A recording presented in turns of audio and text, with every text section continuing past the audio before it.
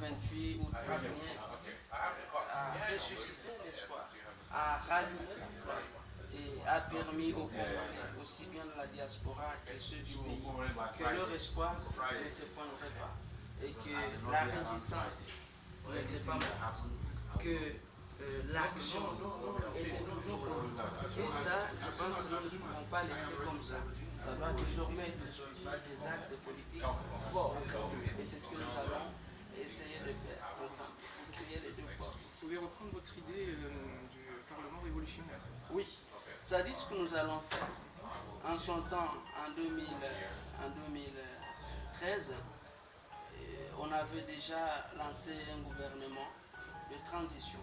Maintenant, aujourd'hui, vu la situation de l'essence locale dans laquelle se retrouve le pays, nous sommes amenés à finalement mettre en place deux grandes institutions révolutionnaires pour le salut public congolais, notamment un gouvernement révolutionnaire du salut public et un parlement révolutionnaire du salut public.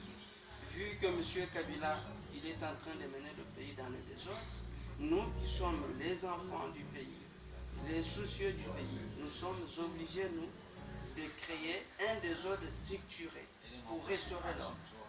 Notre gouvernement révolutionnaire du salut public qui va se mettre en place bientôt, soutenu par le Parlement révolutionnaire du salut public, vont impliquer tout le monde à un nombre illimité. Et nous allons généraliser nos actions, aussi bien dans toute la diaspora qu'à l'intérieur du pays, pour s'aimer une situation de désordre devant aboutir à la restauration de l'ordre national.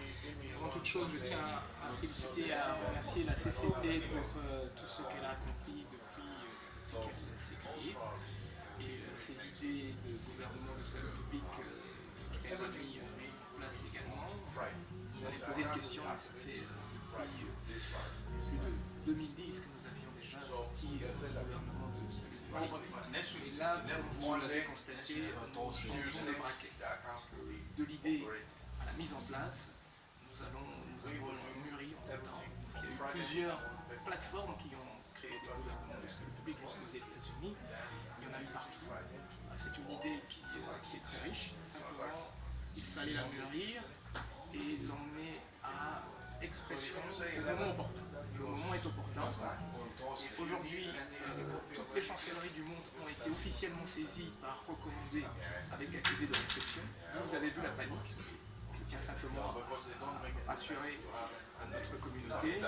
Si elle a vu pour la première fois une chaîne de Kabila annoncer l'annulation de la marche, si elle a vu pour la première fois des textos circuler pour parler de l'annulation de la marche, c'est parce qu'il y a eu une fuite parlant de ce gouvernement de salut public et ça les a fait paniquer.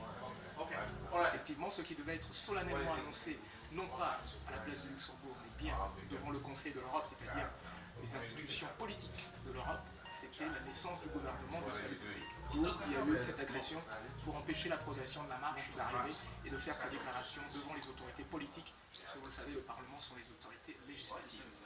Donc on devait parler de décideur à décideur. Mais qu'importe, nous n'avons aucun retard, vu que nous continuons les consultations, nous consultons toutes les forces vives de la nation, intellectuelles comme combattants. Dans ce gouvernement de salut public, il y aura à peu près toutes les couleurs de la nation. Et même les Congolais qu'on ne voit pas, qu'on n'a jamais vu. Ce qui nous importe, c'est bien entendu d'abord la technicité. C'est un gouvernement de 15 ministres. Ce ne va pas être un mastodonte, c'est un gouvernement d'action.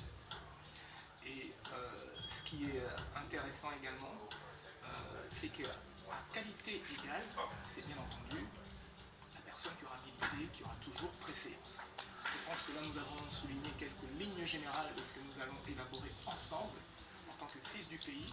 Cela signifie de façon très claire et très précise que nous nous excluons définitivement de tout schéma électoral en 2016. Ce n'est absolument pas dans les intérêts de notre nation, vu que nous avons constaté qu'en 2006 et en 2011, la bonne volonté du peuple a été flouée, on l'a déplacé par millions, pour se moquer de lui. On lui a dit, vous avez le droit de voter pour vos dirigeants, mais vous n'avez pas le droit d'élire vos dirigeants. Donc le message a été très bien accueilli. Nous sommes un peuple millier, mais avant tout nous sommes bantous.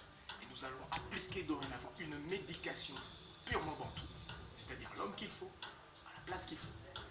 Vous avez la qualité, vous avez le poste.